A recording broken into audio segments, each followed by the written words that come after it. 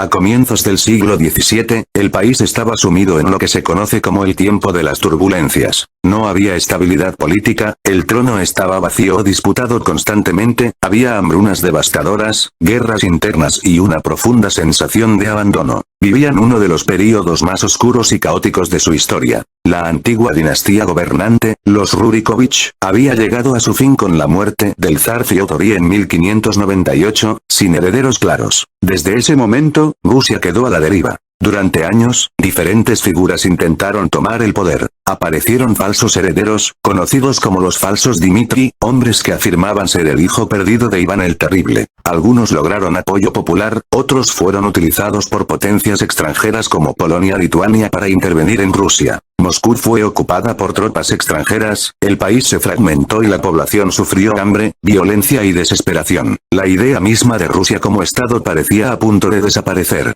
En ese contexto de colapso total, comenzó a tomar forma una familia que hasta entonces no era especialmente poderosa. Los Romanov no eran reyes ni grandes conquistadores. Eran una familia noble, respetada, con conexiones cercanas a la Iglesia ortodoxa, pero sin ambiciones abiertas al trono. Su importancia venía, sobre todo, de un vínculo clave. Anastasia Romanovna, una mujer de esa familia, había sido la primera esposa de Iván el Terrible. Ese matrimonio, décadas atrás, había dejado una huella profunda en la memoria colectiva rusa. Anastasia era recordada como una mujer bondadosa, equilibrada, y muchos creían que su muerte había marcado el inicio de la locura de Iván. El apellido Romanov, por tanto, evocaba estabilidad y legitimidad moral. El verdadero punto de inflexión llegó con un joven casi desconocido. Mikhail Fyodorovich Romanov.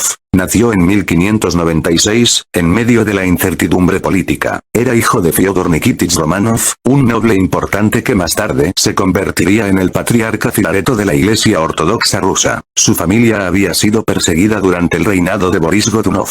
Habían sido exiliados, humillados y despojados de poder. Mikhail creció, por tanto, lejos del lujo, marcado por el miedo y la inseguridad. Cuando Rusia tocó fondo, en 1613, los líderes políticos, militares y religiosos se reunieron en una gran asamblea nacional llamada el Zemsky Sobor. El país necesitaba desesperadamente un zar. No uno fuerte o temido, sino uno aceptable para todos. Que no estuviera manchado por la violencia reciente, que no fuera extranjero y que tuviera un apellido capaz de unir, no de dividir.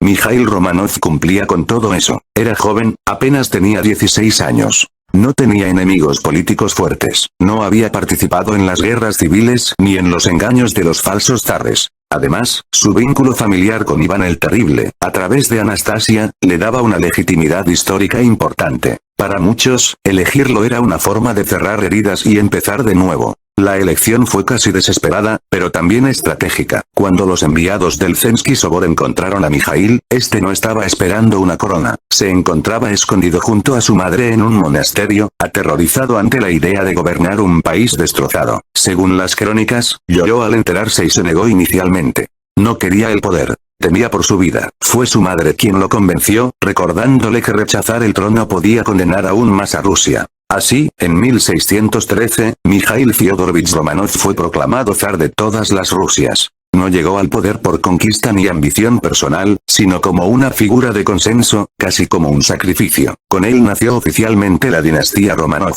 Su reinado no fue brillante ni espectacular, pero fue crucial. Se dedicó a reconstruir el Estado, restaurar la autoridad del zar, fortalecer la Iglesia ortodoxa y, sobre todo, devolver una sensación de continuidad y orden. Poco a poco, Rusia dejó atrás el caos. La dinastía Romanov empezó así. No con grandeza, sino con supervivencia. A partir de Mikhail, el poder se transmitió de padre a hijo, de legado a legado, durante más de 300 años. Lo que comenzó como una solución de emergencia se convirtió en una de las dinastías más largas y decisivas de la historia europea. Mikhail Fyodorovich Romanov tuvo 10 hijos, aunque algunos de ellos no llegaron a la edad adulta. Sus hijos son: Irina Mikhailovna, fue su hija mayor. Vivió en la corte, pero como muchas princesas rusas de la época, no se casó para evitar influencias políticas extranjeras. No tuvo descendencia. Pelagia Mikhailovna, murió siendo niña. Ana Mikhailovna, tampoco se casó ni tuvo hijos. Permaneció dentro del entorno palaciego. Marfa Mikhailovna, igual que sus hermanas, vivió recluida en la vida cortesana. No tuvo descendencia. Iván V Mikhailovich, murió en la infancia. Vasily Mikhailovich, murió muy joven. Tatiana Mikhailovna, vivió hasta adulta, pero no se casó ni tuvo hijos. Sofía Mikhailovna, murió siendo niña. Alexei Mikhailovich, el heredero. Este es el hijo clave. Nació en 1629 y sucedió a su padre como zar en 1645. Evdokia Mikhailovna, murió en la niñez. Cuando Mijaíl murió en 1645, el trono pasó sin conflictos a su hijo, Alexei I Mikhailovich, segundo zar de la dinastía Romanov. Aquí empieza de verdad el poder absoluto de los Romanov. Alexei se casó 2 veces. Con su primera esposa, María Miloslavskaya, tuvo varios hijos, entre ellos Fiódor III, fue zar desde 1676 hasta 1682. Era inteligente pero muy enfermo. Murió joven y sin hijos. Iván V, tenía graves problemas físicos y mentales. Gobernó como zar conjunto con su medio hermano Pedro, pero sin poder real. Sofía Alexeyevna, tras la muerte de su hermano Fiódor III en 1682, se posicionó como regente. Durante 7 años fue, en la práctica, la gobernante de Rusia. Aunque no fue coronada zarina, ejerció poder real, algo casi impensable para una mujer en la Rusia del siglo XVII. Cuando Pedro creció, reclamó el poder y Sofía fue desplazada, para después ser llevada a un convento, donde más tarde fue recluida definitivamente como monja, sin posibilidad de regresar a la vida política. Murió en 1704, sin hijos y soltera.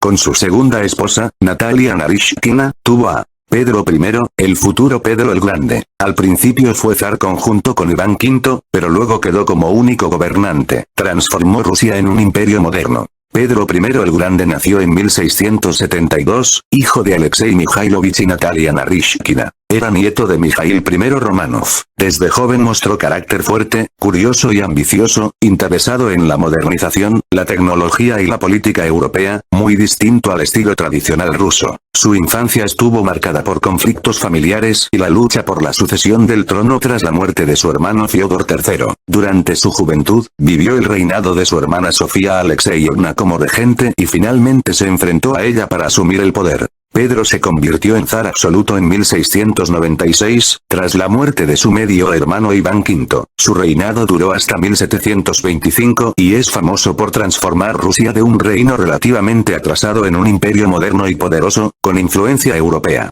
Introdujo reformas militares, creó una marina de guerra, reorganizó el ejército, modernizó la administración, la industria y la educación, y construyó la nueva capital, San Petersburgo, sobre el Báltico, símbolo de su visión occidentalizada. Bajo Pedro, Rusia se expandió territorialmente y fortaleció su autoridad central. Implementó cambios drásticos en la cultura, el vestido, la nobleza y la burocracia, imponiendo un control absoluto sobre la iglesia y los nobles. Fue autoritario y, al mismo tiempo, visionario, dejando una Rusia muy distinta a la que había heredado. Pedro se casó varias veces, pero sus esposas más importantes y descendencia reconocida fueron Epraxia Feodorovna Lopujina, quien fue su primera esposa pero tuvo abortos y sin hijos sobrevivientes. Su otra esposa destacada llamada Caterina I de Rusia, con quien se casó en el año 1712, llegando a ser zarina tras la muerte de Pedro. Hijos reconocidos son Ana Petrovna y Elizabeth Petrovna. Aunque esta última, según historiadores, hija de otro matrimonio, pero reconocida como hija de Pedro por él mismo.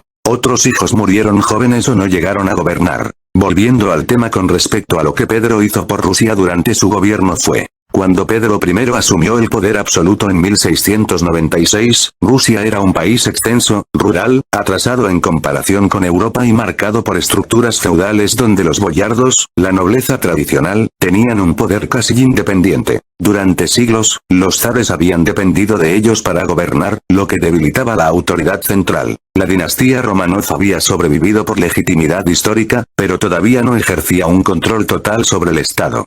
Pedro entendió que, si quería que los Romanov fueran verdaderamente una familia de emperadores absolutos, debía reorganizar la estructura del poder desde la raíz. Para lograrlo, actuó en varios frentes. 1. Reforma del ejército y la marina. Pedro creó un ejército moderno, entrenado y leal directamente al zar, no a los nobles locales. Además, fundó la primera marina rusa, construyendo barcos modernos y capacitando oficiales según estándares europeos. Con ello, los Romanov ya no dependían del apoyo militar de los boyardos. El poder estaba centralizado en la figura del zar. 2. Control de la nobleza, boyardos. Introdujo un sistema llamado tabla de rangos, que obligaba a los nobles a servir al Estado para mantener su estatus. Nadie podía ascender solo por nacimiento. El mérito y la lealtad al zar eran los criterios. Esto debilitó a la vieja nobleza, la subordinó al poder central y consolidó la autoridad de Pedro y, por extensión, de los Románov. 3. Centralización administrativa. Pedro reorganizó la burocracia, creando ministerios y departamentos que dependían directamente del emperador. Antes, los gobernantes Románov tenían problemas para hacer cumplir sus decisiones en provincias distantes. Ahora, cada funcionario estaba jurando lealtad al zar, y las órdenes se ejecutaban sin intermediarios rebeldes. 4. Modernización económica y cultural. Impuso cambios en la industria, la educación y la cultura para acercar Rusia a Europa. Fundó escuelas técnicas, academias militares y fomentó el comercio internacional. Esto fortaleció al Estado y al zar, porque los recursos y la economía pasaban a depender directamente de la corona, y no de señores locales independientes. 5. Control de la Iglesia. La Iglesia ortodoxa había sido un poder paralelo al zar durante siglos. Pedro la subordinó al Estado. El patriarca tradicional fue reemplazado por un sínodo gobernado por funcionarios nombrados por el zar, eliminando cualquier posibilidad de que la Iglesia cuestionara la autoridad de los Románov. 6. Expansión territorial y prestigio internacional. Pedro emprendió la Gran Guerra del Norte contra Suecia, ganó acceso al mar Báltico y fundó San Petersburgo, la nueva capital que simbolizaba poder, modernidad y conexión con Europa. Esto elevó la fama de los Románov y consolidó su imagen de emperadores de un imperio fuerte y centralizado.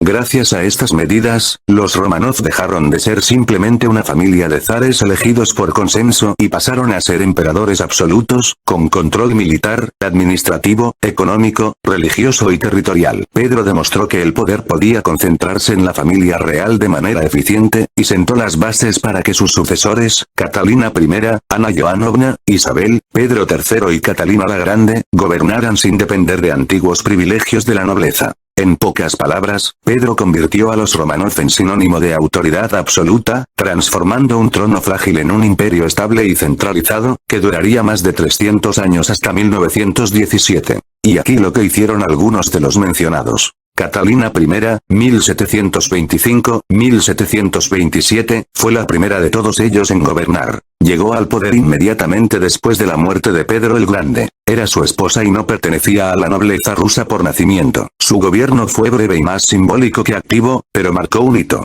Por primera vez una mujer ocupaba el trono ruso oficialmente. Gobernó apoyándose en el círculo de poder creado por Pedro, manteniendo intacto el sistema que él había construido. Su papel fue asegurar la continuidad del Estado tras la muerte del gran reformador. Ana Joanovna, 1730-1740, fue la siguiente en gobernar, pero no inmediatamente después de Catalina I. Llegó al poder tras la muerte de Pedro II. Era hija de Iván V y bisnieta de Mijaíl I. La nobleza creyó que podría controlarla, pero Ana rompió las condiciones que le impusieron y gobernó como emperatriz absoluta. Su reinado fue autoritario, con fuerte presencia de asesores extranjeros y un poder central sólido. No tuvo hijos y dejó la sucesión en manos de otros Románov. Isabel Petrovna, 1741-1762. Hija directa de Pedro el Grande, llegó al poder mediante un golpe de estado, desplazando al joven Iván VI. Su gobierno fue largo y relativamente estable. Continuó la política de su padre. Fortaleció la monarquía, impulsó la cultura, la educación y el prestigio imperial. Bajo Isabel, Rusia se consolidó como potencia europea. No se casó ni tuvo descendencia. Pedro III, 1762. Nieto de Pedro el Grande. Su gobierno fue muy breve, apenas unos meses. Era impopular, poco hábil políticamente y sus decisiones generaron rechazo tanto en la nobleza como en el ejército. Fue depuesto mediante un golpe de estado organizado por su propia esposa. Su reinado marcó uno de los episodios más inestables del siglo XVIII ruso. Catalina II la Grande 1762-1796. Esposa de Pedro III, una de las más importantes de toda la dinastía. Llegó al poder tras el golpe que depuso a su marido. Gobernó durante más de 3 décadas, expandió enormemente el imperio, fortaleció el absolutismo y consolidó definitivamente el poder de los Románov. Bajo su reinado, Rusia alcanzó su máximo esplendor imperial. Ahora, un repaso desde la llegada de Mijaíl hasta la muerte de Catalina II, que fueron 183 años. Cuando Mijaíl I Romano fue elegido zar en 1613, Rusia salía de uno de los momentos más caóticos de su historia. El tiempo de las turbulencias. El país estaba devastado, con hambrunas, invasiones extranjeras y una monarquía desprestigiada. El poder del zar era frágil y dependía del apoyo de la nobleza y de la iglesia. Rusia era esencialmente rural, aislada de Europa occidental, con una economía basada en la agricultura y una sociedad rígidamente estratificada. El zar gobernaba más por tradición y legitimidad religiosa que por una estructura estatal sólida. Durante el reinado de Mijaíl y su hijo Alexei, el objetivo principal fue reconstruir y estabilizar. El Estado comenzó a fortalecerse lentamente, se reafirmó la autoridad del zar y se consolidó el sistema de servidumbre, que ató a millones de campesinos a la tierra. La Iglesia Ortodoxa seguía siendo una fuerza poderosa, y la vida rusa permanecía profundamente tradicional, tanto en costumbres como en mentalidad. Rusia aún no era una potencia europea. Era un reino grande, pero atrasado y defensivo. El verdadero punto de quiebre llegó con Pedro el Grande. Con él, Rusia dejó de mirar hacia adentro y comenzó a mirar hacia Europa. Pedro rompió deliberadamente con las tradiciones. Reformó el ejército, creó una marina desde cero, reorganizó la administración del Estado, sometió a la nobleza al servicio del zar y subordinó la iglesia al poder civil. Fundó San Petersburgo como una ventana hacia Occidente, no solo como capital política, sino como símbolo de una nueva Rusia. A partir de Pedro, el zar ya no fue solo un monarca tradicional. Se convirtió en un emperador absoluto, con control efectivo del territorio, del ejército y de la economía. Tras la muerte de Pedro, sus sucesores heredaron un estado mucho más fuerte, aunque inestable en la sucesión. Durante gran parte del siglo XVIII, Rusia fue gobernada por mujeres, algo impensable en tiempos de Mijaíl. Catalina I, Ana Johanovna e Isabel gobernaron apoyándose en la maquinaria estatal creada por Pedro. Aunque con estilos distintos, todas mantuvieron el absolutismo, el ejército fuerte y la orientación europea. La nobleza, ahora dependiente del Estado, se convirtió en una élite burocrática y militar, más que en un poder independiente. Con Catalina II la Grande, el proceso iniciado 2 siglos antes alcanzó su culminación. Rusia ya no era un reino aislado y frágil, sino uno de los imperios más grandes y poderosos de Europa. El territorio se expandió enormemente, la administración se volvió más sofisticada, la cultura floreció bajo la influencia de la Ilustración, y la monarquía alcanzó su máxima autoridad. El zar, ahora emperador, concentraba el poder absoluto, mientras la nobleza era recompensada con privilegios a cambio de lealtad. Sin embargo, este progreso tuvo un costo. La servidumbre se profundizó, las desigualdades sociales se hicieron más extremas y el poder se concentró en pocas manos. Bajo Catalina II, Rusia brillaba hacia afuera, pero acumulaba tensiones internas que no habían existido en tiempos de Mijaíl. En esos casi 2 siglos, Rusia pasó de ser un estado que luchaba por sobrevivir a un imperio temido y respetado, pero también sembró las semillas de los conflictos que, mucho más tarde, terminarían por destruir a los Romanov.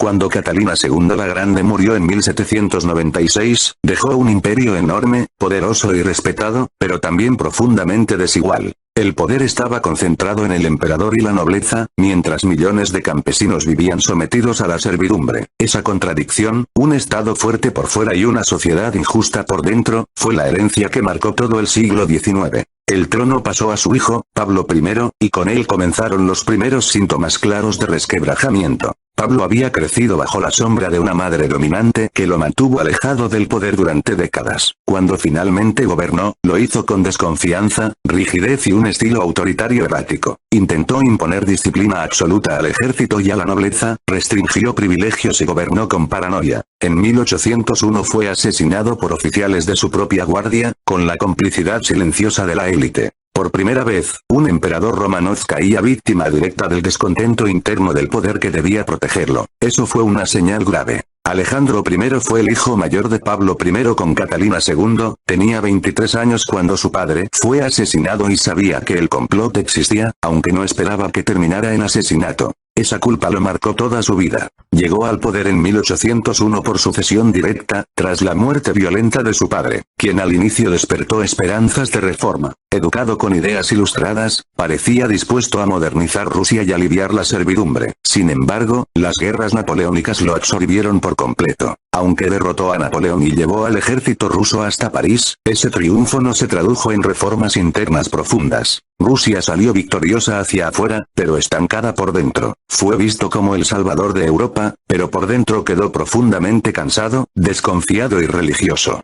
Murió en 1825, oficialmente por una enfermedad repentina. Existe una leyenda, muy famosa en Rusia, que dice que fingió su muerte y se retiró como ermitaño, pero no hay pruebas históricas. Para la historia oficial, murió de forma natural. No tuvo hijos varones legítimos que heredaran el trono. Tras la muerte de Alejandro, hubo confusión sobre quién debía gobernar. Eso desembocó en el levantamiento decembrista de 1825. Oficiales jóvenes, inspirados por ideas liberales europeas, intentaron impedir la sucesión y exigir una constitución. Fracasaron, ya que Nicolás, hermano de Alejandro I, los aplastó con dureza. Pero dejaron algo irreversible. Por primera vez, sectores de la élite cuestionaban abiertamente el absolutismo Románov. Tras sofocar esa rebelión, Nicolás I se convirtió en emperador. Gobernó de 1825 a 1855 con mano dura, censura y control absoluto. Fue el zar del orden, del miedo a las revoluciones y del inmovilismo.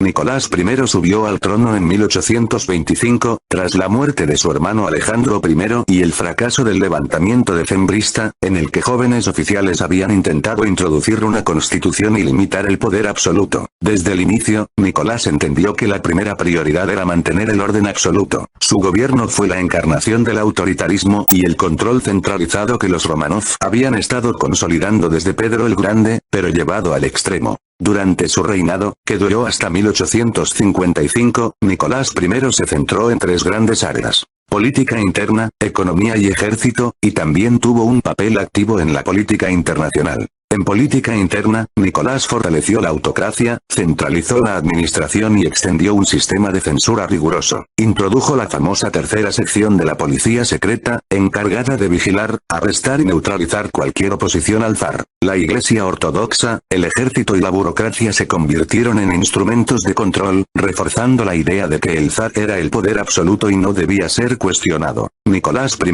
temía las ideas liberales europeas y cualquier intento de reforma que debilitara su autoridad, por eso reprimió con mano dura movimientos estudiantiles, intelectuales y revolucionarios. En economía y sociedad, mantuvo un sistema muy conservador. No se atrevió a reformar la servidumbre, que seguía siendo la base de la economía rusa. Los campesinos estaban atados a la tierra, obligados a trabajar para los terratenientes, y la desigualdad social crecía. Nicolás fomentó algunas iniciativas industriales, como la construcción de ferrocarriles y fábricas, pero de manera limitada, siempre bajo control estatal y sin alterar el poder de la nobleza. En el ejército, Nicolás I puso especial énfasis. Consideraba al ejército como la columna vertebral del imperio y la clave para mantener la estabilidad. Modernizó parte del equipamiento y reforzó la disciplina, asegurándose de que los oficiales fueran leales al zar, no a sus propios intereses. Su estilo militar era estricto, rígido y jerárquico. En política internacional, Nicolás I fue conservador y expansionista en algunos frentes. Su reinado se caracterizó por la participación rusa en los asuntos de Europa Oriental y los Balcanes, apoyando a regímenes conservadores y ortodoxos aliados.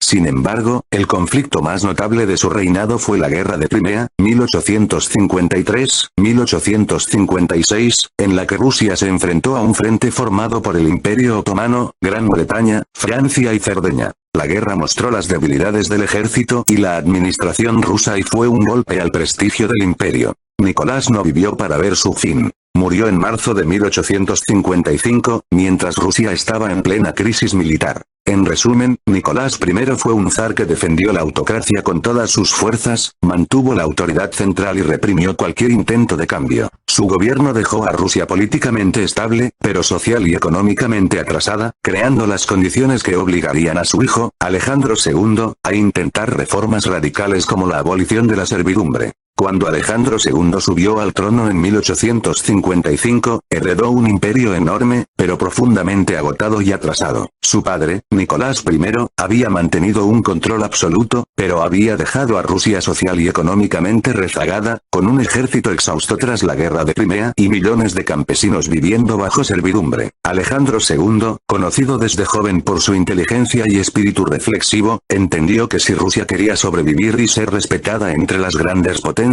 necesitaba cambios estructurales. Desde el primer momento, Alejandro mostró un enfoque distinto al de su padre. No era un tirano rígido. Era pragmático y consciente de los problemas de su país. Su ascenso al poder coincidió con la necesidad urgente de modernización. Las ciudades eran escasas, la industria estaba en pañales, la educación limitada, y la administración estatal era lenta y corrupta. Además, la servidumbre limitaba la movilidad social y la productividad, y fomentaba tensiones constantes con los campesinos. El cambio más importante y famoso de su gobierno fue la abolición de la servidumbre en 1861. Alejandro II entendió que mantener a millones de personas atadas a la tierra no solo era inmoral, sino que condenaba a Rusia a quedarse atrás frente a Europa. La reforma otorgó libertad a los campesinos, les permitió tener tierras a cambio de pagos a largo plazo y estableció nuevas estructuras legales para regular la vida rural. Fue un paso gigantesco, pero incompleto. Muchos campesinos quedaron endeudados, con tierras insuficientes, y los terratenientes resentidos por la pérdida de mano de obra barata. Aún así, esta medida cambió para siempre la estructura social de Rusia y consolidó la reputación de Alejandro II como el zar libertador. Pero Alejandro II no se detuvo allí.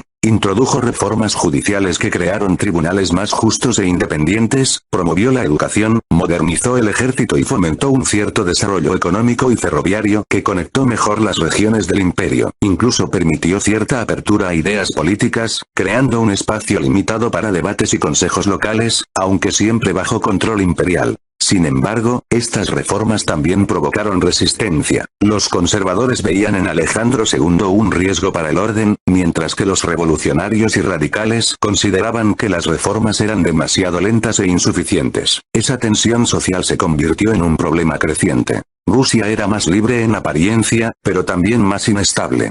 Los grupos revolucionarios comenzaron a planear atentados contra el zar, viendo en él un símbolo del poder que debía ser transformado radicalmente. Finalmente, la tensión alcanzó su punto crítico el 13 de marzo de 1881, cuando Alejandro II fue asesinado en San Petersburgo por un grupo revolucionario llamado la Voluntad del Pueblo, que lanzó explosivos contra su carruaje. La muerte del zar fue un golpe traumático para Rusia. El zar libertador, que había cambiado profundamente la vida de millones de personas, murió víctima de la violencia que él mismo había tratado de contener. Su hijo, Alejandro III, heredó un imperio que ahora necesitaba reconstruir la autoridad central y lidiar con el resentimiento social que las reformas habían generado. En resumen, Alejandro II fue un zar reformista, pragmático y valiente, que intentó modernizar Rusia desde dentro del sistema autocrático, transformando la servidumbre, la justicia y la administración, pero que murió antes de poder ver los resultados completos de sus esfuerzos. Su reinado mostró que incluso los emperadores más poderosos no podían ignorar las tensiones sociales, y preparó el escenario para los conflictos del siglo XX que terminarían con la dinastía Romanov.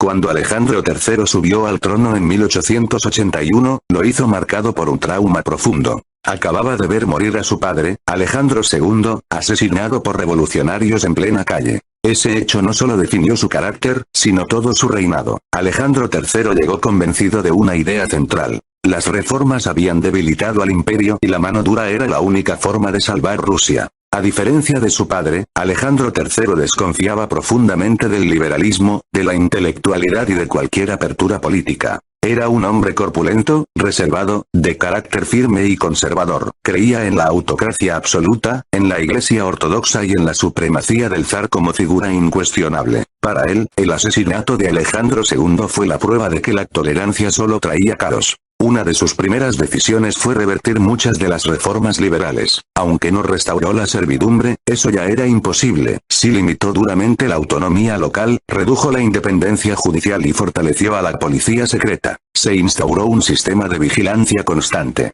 Censura de prensa, control de universidades, persecución de opositores y represión de movimientos revolucionarios. El mensaje era claro. El imperio no volvería a ceder. Alejandro III impulsó una política conocida como rusificación. Buscó imponer la lengua rusa, la cultura rusa y la religión ortodoxa en todo el imperio, incluso en regiones con identidades propias como Polonia, Finlandia, los países bálticos y Ucrania. Las minorías étnicas y religiosas, especialmente los judíos, sufrieron discriminación legal, restricciones de residencia y violencia tolerada por el Estado. Esto creó resentimientos profundos que estallarían décadas después. En política exterior, sin embargo, Alejandro III fue sorprendentemente prudente. A pesar de su dureza interna, evitó guerras innecesarias. Durante su reinado Rusia no participó en grandes conflictos, por lo que se ganó el apodo de El Pacificador. Prefirió fortalecer el ejército y la diplomacia antes que lanzarse a aventuras militares. Buscó estabilidad, alianzas estratégicas y equilibrio europeo. En el ámbito económico, su gobierno sentó bases importantes para la industrialización. Apoyó el desarrollo ferroviario, la industria pesada y la modernización financiera. Estas políticas, aunque autoritarias, permitieron que Rusia comenzara a transformarse en una potencia industrial. Sin embargo, el progreso no se tradujo en bienestar general. Las condiciones de vida de obreros y campesinos siguieron siendo duras, y el malestar social no desapareció, solo quedó reprimido. En lo personal, Alejandro III fue un hombre familiar. Estaba casado con María Fiodorovna, Dagmar de Dinamarca, con quien tuvo varios hijos, entre ellos Nicolás II, su sucesor. A diferencia de su padre, llevó una vida privada relativamente estable, alejada de escándalos, y se refugió mucho en la familia como espacio de seguridad. Sus últimos años estuvieron marcados por la enfermedad. En 1894, Alejandro III enfermó gravemente de los riñones. Su salud se deterioró rápidamente, y murió ese mismo año, con solo 49 años. Su muerte dejó el trono en manos de Nicolás II, un joven sin experiencia ni el carácter autoritario de su padre. Alejandro III dejó un legado contradictorio. Logró estabilidad, fortaleció el Estado y evitó guerras, pero al precio de sofocar libertades y acumular tensiones sociales. Al cerrar las válvulas de cambio, no eliminó el problema. Solo lo aplazó, preparando el terreno para la crisis definitiva que estallaría bajo el reinado de su hijo. Nicolás Alexandrovich Romanov nació el 18 de mayo de 1868 en Tsarskoye Selo. Fue el hijo mayor de Alejandro III y de María Fiodorovna. Desde niño estuvo rodeado de lujo, rituales imperiales y una educación estricta, pero paradójicamente nunca fue preparado de verdad para gobernar. Su padre, autoritario y dominante, lo mantuvo siempre en un segundo plano. Nicolás creció tímido, reservado, educado, profundamente religioso y con un fuerte sentido del deber, pero sin carácter político ni visión de Estado. Su educación incluyó historia, derecho, idiomas, ciencias militares y religión ortodoxa. No asistió a una universidad como tal. Su formación fue privada y palaciega. Aprendió varios idiomas y viajó por Europa y Asia, pero siempre como observador, no como actor político. Nicolás era obediente, sensible y emocionalmente dependiente de su familia. Nunca desarrolló la dureza ni la capacidad de decisión que el imperio exigía. En 1894, Alejandro III murió repentinamente. Nicolás tenía solo 26 años. Él mismo confesó: "No estoy preparado para ser zar". Aún así, heredó el trono del imperio más extenso del mundo. Pocas semanas después se casó con Alejandra Fiodorovna, una princesa alemana profundamente religiosa y reservada, que nunca logró adaptarse a la corte rusa ni ganarse el cariño del pueblo. La relación entre ambos fue intensa y cerrada. Se apoyaban mutuamente, pero también se aislaron del mundo exterior. Desde el inicio de su reinado, Nicolás II cometió un error clave. Se negó a cualquier forma de gobierno compartido. Creía firmemente que el zar gobernaba por voluntad divina. Despreció las peticiones de reformas políticas y rechazó la idea de una monarquía constitucional. Esto lo puso rápidamente en conflicto con intelectuales, obreros y sectores moderados que buscaban cambios pacíficos. A finales del siglo XIX y comienzos del XX, Rusia vivía una transformación brutal. Industrialización acelerada, ciudades creciendo, obreros explotados, campesinos empobrecidos y una aristocracia desconectada de la realidad. El descontento social crecía, pero el régimen seguía reprimiendo en lugar de reformar. En 1904, Nicolás II decidió entrar en guerra contra Japón, creyendo que una victoria fortalecería el patriotismo y su autoridad. Fue un desastre absoluto. Rusia fue derrotada humillantemente. La guerra expuso la debilidad del ejército, la incompetencia del gobierno y la fragilidad del imperio. Esta derrota encendió la chispa de la revolución de 1905. Ese año ocurrió el Domingo Sangriento. Una manifestación pacífica de obreros que marchaban hacia el Palacio de Invierno fue reprimida a tiros por el ejército. Cientos murieron. Para el pueblo, el zar dejó de ser el padre protector y pasó a ser un tirano distante. El país estalló en huelgas, motines y protestas. Aterrorizado, Nicolás II cedió parcialmente. Promulgó el Manifiesto de Octubre, que prometía libertades civiles y la creación de una Duma, parlamento, pero fue una concesión a medias. Aunque la Duma existía, Nicolás conservó el poder absoluto y disolvió las cámaras cada vez que no le convenían. La confianza nunca se recuperó. En el plano familiar, Nicolás y Alejandra tuvieron 5 hijos, 4 hijas y un heredero varón, Alexei. El niño padecía hemofilia, una enfermedad grave e incurable. Esto marcó profundamente a la familia imperial. Desesperada, Alejandra se aferró a la figura de Grigori Rasputin, un místico que parecía aliviar las crisis del niño. Rasputin ganó una influencia enorme en la corte, lo que desprestigió aún más a la monarquía. Para el pueblo y la nobleza, el imperio parecía gobernado por la superstición y el caos. En 1914, estalló la Primera Guerra Mundial. Nicolás II decidió entrar en el conflicto para defender a Serbia y mantener el prestigio ruso. Fue otro error fatal. El ejército estaba mal equipado, mal dirigido y desmoralizado. Millones murieron. En 1915, Nicolás tomó la desastrosa decisión de ponerse él mismo al mando del ejército, dejando el gobierno en manos de Alejandra y sus consejeros, dominados por Rasputin. El estado se paralizó. El hambre, el frío, las derrotas militares y el agotamiento llevaron al colapso. En febrero de 1917, estallaron protestas masivas en Petrogrado. El ejército se negó a reprimir al pueblo. Sin apoyo político ni militar, Nicolás II abdicó, poniendo fin a más de 300 años de dominio Romanov. La familia imperial fue arrestada. Primero vivieron bajo arresto domiciliario relativamente cómodo, pero tras la revolución bolchevique de octubre, su situación empeoró. Fueron trasladados a Ekaterimburgo, aislados, vigilados y humillados. Nicolás pasó sus últimos meses escribiendo en su diario, cuidando a su familia y aferrándose a su fe. En la madrugada del 17 de julio de 1918, Nicolás II, Alejandra, sus 5 hijos y varios sirvientes fueron ejecutados en un sótano por orden bolchevique. Murieron en silencio, sin juicio, sin despedidas públicas. Con ellos terminó no solo una familia, sino una era entera de la historia rusa. Nicolás II no fue un tirano sanguinario ni un monstruo. Fue, sobre todo, un hombre incapaz de gobernar en un tiempo que exigía cambios radicales. Su rigidez, su fe ciega en la autocracia y su desconexión con la realidad condenaron al imperio. La tragedia de Nicolás II no fue solo su muerte, sino haber sido el último zar en un mundo que ya no necesitaba zares.